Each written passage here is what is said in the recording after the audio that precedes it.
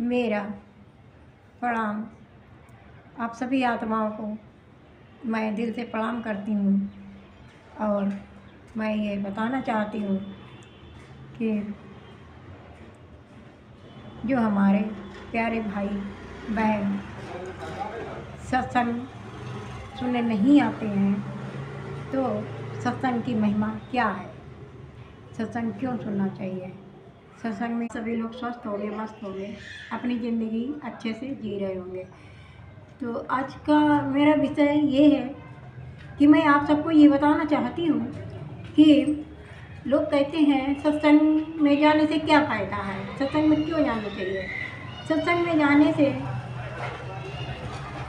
ज्ञान और विवेक तो बढ़ता ही है, लेकिन उससे परमात्मा के प्राप्त होने में बड़ा ही सहायक है। एक कहानी याद आ रही है तो वही मैं कह रही हूँ कि राजा जनक जब उनके लिए विमान आया, वो विदेह थे, उन्होंने उस विमान में बैठकर जब नरकों से जा रहे थे स्वर्ग के लिए, तो रास्ते में जो भी बहुत भयंकर भयंकर यातनाओं से वो अपने आप को बचा नहीं पा रहे थे।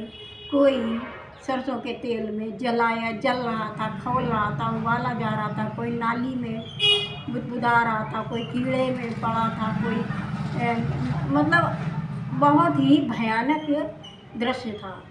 उसी में जब वो निकले उधर से तो उनका जो निकलने से उन सबको बड़ी शांति मिल गई। जब उन लोगों को बड़ी शांति मिल गई तो उन्होंने कहा ये कौन जा रहा है महापुरुष जो कि हमारे लोगों के कष्ट दूर हो रहे हैं। हमको देखो खौलते तेल में पड़े हैं, उनको ठंडक लग रही है, गर्मी नहीं लग रही।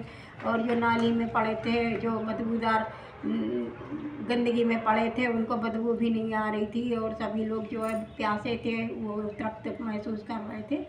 ऐसे ही उनके साथ हुआ था। तो कहने का मतलब है कि जब महापुरुष हमारे जीवन में आते हैं तो वो संसार में आने का उनका कोई मतलब नहीं होता है, कोई लॉजिक नहीं होता है। वो तो परमात्मा में ही विलीन रहते हैं, लेकिन वो हम सब जीव को बचाने के लिए जो हम सांसारिक दुखों में घुसे पड़े हैं, तड़प रहे हैं, फड़फड़ा रहे हैं, लेकिन इनको निकालने का कोई साधन नहीं है, कोई उपाय नहीं है, तो कोई निकाल भी नहीं सकता है। क्योंकि भगवान जन्म लेते हैं, लेकिन भगवान को ये अधिकार नहीं दिया गया है कि भगवान हम लोगों को निकाल सकें, अपनी आत्माओं को मोक्ष दे सकें। इसीलिए जब